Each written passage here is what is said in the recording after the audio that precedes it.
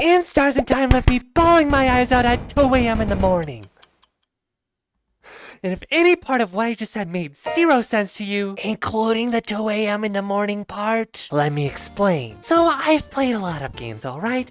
But I'm very selective when it comes to my top of the line, all-time favorite games. I am. If you had me rank all my favorite games, I'd be in a predicament because 2 of them I grew up with and they don't make sense to be up there because of the nostalgia factor and stuff. The first game I can't actually rank is Super Smash Bros. Brawl because that was the game I grew up playing as a kid. Yes, I still love it to this day. Yes, I know all of its flaws and BS and how it's not melee and blah blah blah. I don't care.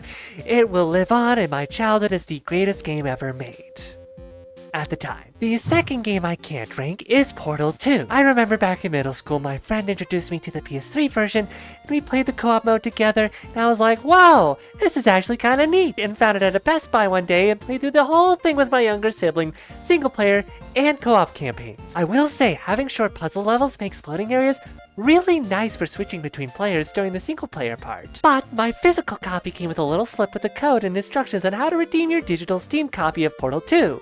And one day, I decided to do that. Yes, Portal 2 was my very first Steam game. But it didn't help. The only thing I could play it on at the time was my dinky old ThinkPad T400 laptop that had no integrated graphics driver because as a kid I deleted it thinking it would solve an issue I had, and it turns out no! You just created more issues for yourself because you upgraded to Windows 10 and you can't re-download the driver because it's made for Windows 7. Look, I was a stupid kid, alright? But now that those are out of the way, let's talk about my scale. We've got the games I liked, like Super Smash Bros. Ultimate, Breath of the Wild, Super Mario Odyssey. I enjoyed all of them. Probably wouldn't voluntarily play through them again, but I had a good long time through them. Then there's the games I really liked. Usually the ones I either would play through again and or made me tear up emotionally. This includes Outer Wilds, Persona 3, 4, and 5, Cyberpunk 2077, the Metroid Prime games, just to name a few. These left a noticeable mark on me, and I am not the same person after playing them. And then there's the games I love. The best of the bunch. The top of the tits. The whatever you want to call it. These games have made me cry. Like not just tear up a little, but downright bawl my eyes out completely. And interestingly enough, only 3 games are on this list. Honkai Impact 3rd, Kingdom Hearts 3, and In Stars and Time. Oh my gosh, she finally made it to the actual video topic. Everybody give her a round of applause. Woo! We waited so long, it's actually finally happening! Yeah, whatever. In Stars and Time is an indie game made by a single developer who goes by the username InserDisc5. And let me just preface this by saying this game was made by neurodivergent people for neurodivergent people. Every main character has something up with them that makes them unique, but also screwed up in a way, if that makes any sense. You got Sifrin, the wizard fellow who's not actually a wizard, but an amnesiac one-eyed speedy boy who's just a tiny bit silly and totally doesn't have any unspoken trauma or troubles or whatnot. No siree! There's Mirabelle, the totally legit chosen one sent to free the land from the curse trapping people in time or something, who's actually not very fond of kissing boys.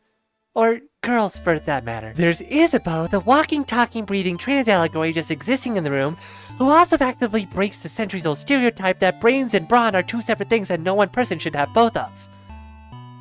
I mean, I don't know, because I have neither. There's Odile, the old lady foreigner who read one too many books and acts a bit distant from the young ones, but in reality, she's like the cool aunt of the group, because let's be real, every group needs a cool aunt, right? And then finally, there's Bonnie, the kid that came along because her big sister got frozen, and they deal out the snacks and potions and other items and even occasional enemy smackdowns that miss more often than not. And all 5 of these totally normal people are at the end of their quest to face the king trapping the country in time, where they need to storm the castle and defeat him in order to emerge victorious. Also, if you looked at the combination of these characters and realized that with how there's a rogue, a cleric, a fighter, and a wizard/mage, then you realize this feels very much like a Dungeons and Dragons party. You're not the only one. Day finally comes, the party storms the castle, or, well, technically it's more like a combination between a temple and a holy house, but I'll call it a castle for ease. And everything seems to be going well, until you, Sifrin, the player, the protagonist, get smushed by a rock. And that's it. Game over. Your journey is done. There's nothing more that can be done.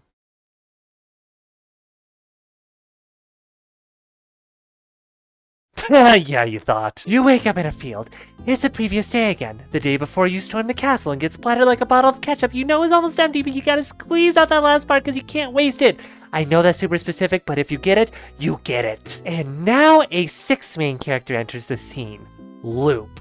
The strange star-themed and shaped being that loves to act all cute with you and call you Stardust, but also knows the horrendous truth. You are stuck in a time loop. Every time you die from here onward, you will rewind back to the beginning. Which, I mean, let's be honest, doesn't sound all that bad, right? It's annoying, sure, but it keeps you safe and lets you reset if you forget something, or fall to another trap, or eat a pineapple slice even though Loop literally told you that you were allergic. But you didn't listen, did you? And it especially comes in handy when you get to the king and it turns out, uh-oh, he's got a super duper powerful move that straight up kills you and your entire party. Guess you gotta figure out how to deal with that one. But if you manage to figure that out and you finally defeat the king for good, you win. The country is saved. The place is filled with light instead of darkness. Your journey is over. The headmistress of the house awaits to talk with you and allow you to go back home. Unless...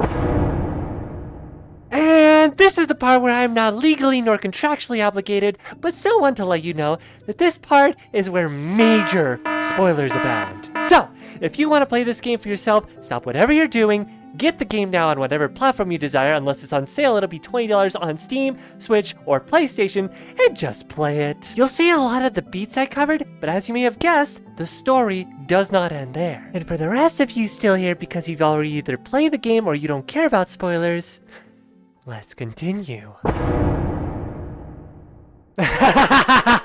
You thought it would be over here, didn't you? The moment you talk to the headmistress, the world starts to glitch out, and before long, you're back.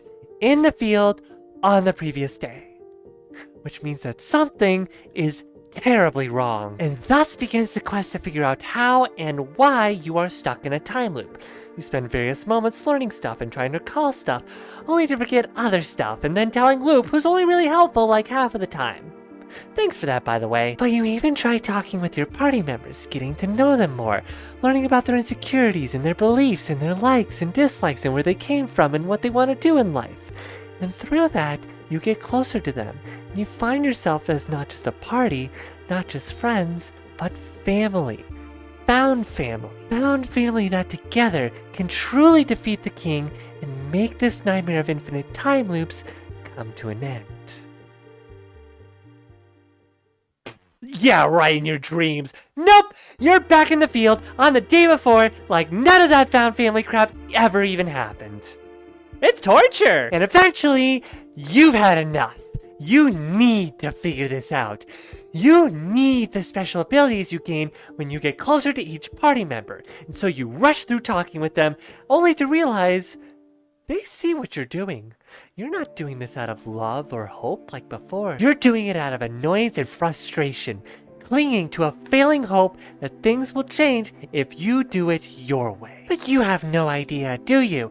Even as you trudge through the glitching castle, whose layouts keep changing the farther in you go, you don't even know if this idea of yours will work. You've tried so many other things before, why would this random idea work all of a sudden? And so you reach the king, alone, where he pokes at your insecurities and slows you down to a point of stasis where you come face to face with your worst enemy. Yourself. Or, well, more specifically, your insecurities manifested as yourself. And they take that moment to really tear you apart and make you feel worthless and forgotten. It's absolutely cruel, but for what it's worth, you absolutely deserve it. Just kidding, we're back in the frickin' building. Suddenly, everybody is there, pissed off at you, but not enough to make sure that you're still alive. But the king is still there and is about to pour out his extremely powerful one-hit KO attack. And then Mirabelle does an absolute girl boss and pulls out the Uno Reverse card. She's awesome. I love her. And oh my gosh, we should be besties kind of love it, if that makes sense, because I had to look up the types of love and I have no idea which one that applies to. But this defeats the king in a very unique way of simply freezing him in time instead of obliterating him outright, which is what you used to do to him. And your sorry butt gets dragged forward to the end chamber where once again, the headmistress awaits to tell you that you can go home.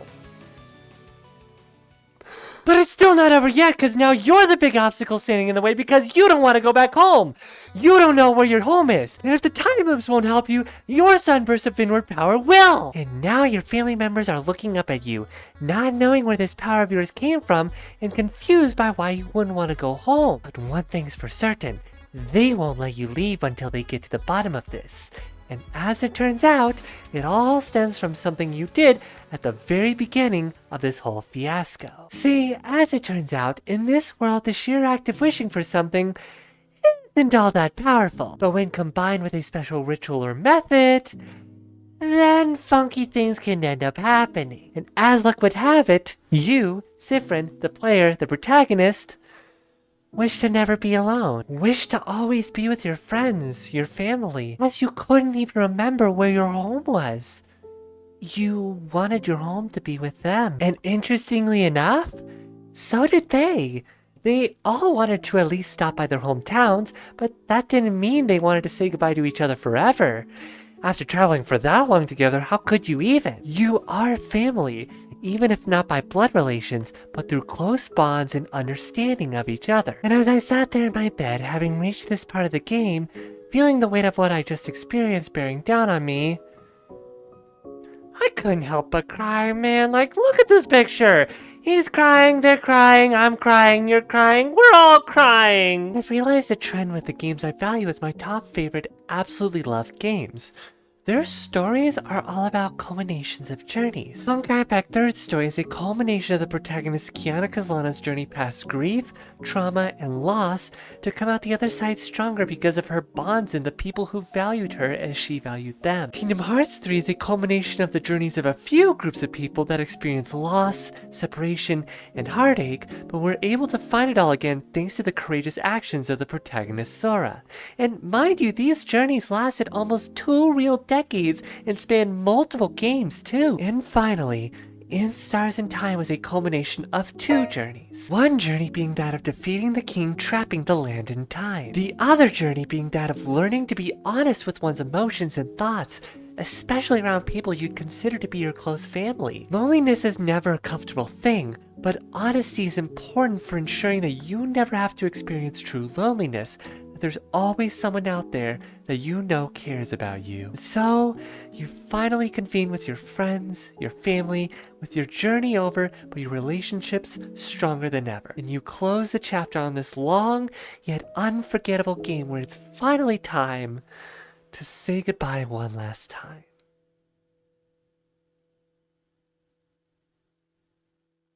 Yeah, no, there's one more thing left to take care of. See, while your primary group is satisfied with the ending, there's one person left out. Loop. They may have helped your family members get through the castle and told them about the time loops, but when you go to see them, they're not around anymore.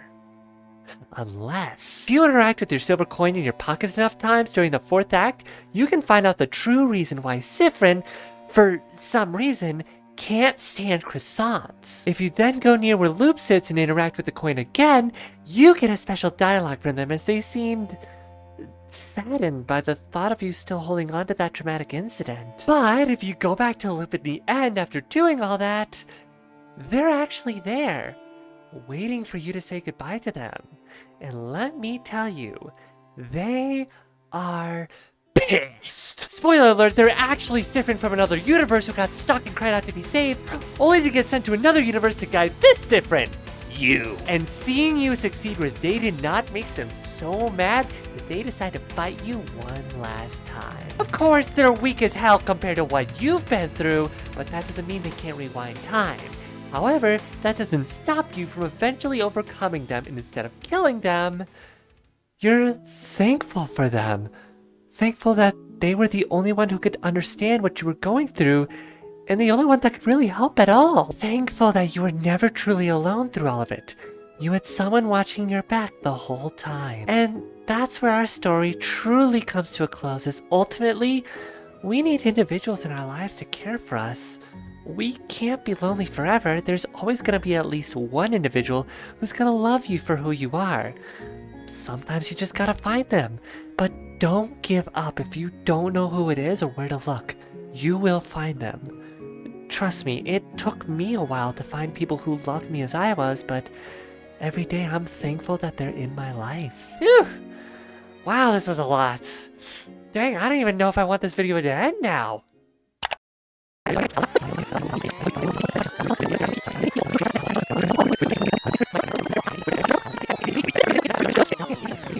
And Stars in Time left me bawling my eyes out at 2 a.m. in the morning. Wait a minute.